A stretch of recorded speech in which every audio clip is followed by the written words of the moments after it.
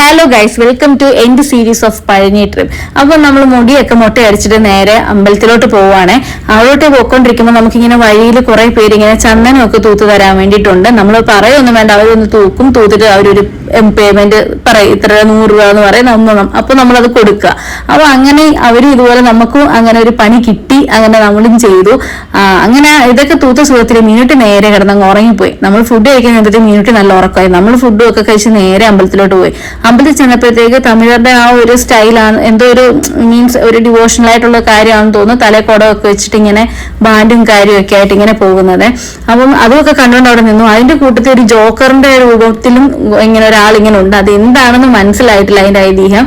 അപ്പോൾ അങ്ങനെ അതൊക്കെ കണ്ടുകൊണ്ട് നിന്നിട്ട് നമ്മൾ നേരെ മല കയറുമ്പോൾ നമുക്ക് ഫോണൊന്നും കൊണ്ടുപോകാൻ പറ്റൂല, എല്ലാം ലോക്കറിലൊക്കെ വെക്കണം. അങ്ങനെ അതെല്ലാം കൊടുത്തിട്ടാണ് കയറി. മീനൂട്ടി സ്റ്റെപ്പ് കയറാൻ തുടങ്ങിയപ്പോഴത്തേക്ക് ഓടി ആള് കയറിയ ഒരു കുഴപ്പമില്ലായിരുന്നു, എടുക്കുമൊന്നും വേണ്ടായിരുന്നു. ഓടിക്കേറി തിരിച്ച് അതേപോലെ ഇറങ്ങി നല്ല സുഖത്തെ കണ്ട് തൊഴുത് അങ്ങനെ നമ്മൾ തിരിച്ച് ആ ഇറങ്ങിയ ക്ഷീണത്തിൽ ഒരു കരിമീൻ ജ്യൂസും ഒക്കെ കുടിച്ച് റൂമിൽ വന്ന് റെസ്റ്റ് ഒക്കെ ചെയ്ത് വൈകിട്ട് നമുക്ക് ട്രെയിൻ ഉണ്ട്.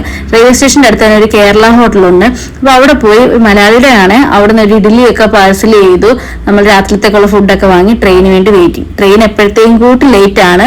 പിന്നെ ട്രെയിൻ വന്ന് ട്രെയിനിൽ കയറി കഴിഞ്ഞപ്പോഴത്തേക്കാണെങ്കിലോ ട്രെയിനിലാണെങ്കിൽ ഫുൾ അഴുക്ക്. നമുക്ക് കിട്ടിയിരിക്കുന്ന പുറത്തെല്ലാം അഴുക്കാണ്. പിന്നെ അതെല്ലാം മിനിമട്ടെ വൈബ്സ് ഒക്കെ വെച്ച് ക്ലീൻ ചെയ്ത് അങ്ങനെ അച്ഛനും മോളും ഉറക്കമായി. ഇനി നമ്മൾ നേരെ വീട്ടിലോട്ട്. Okay, by.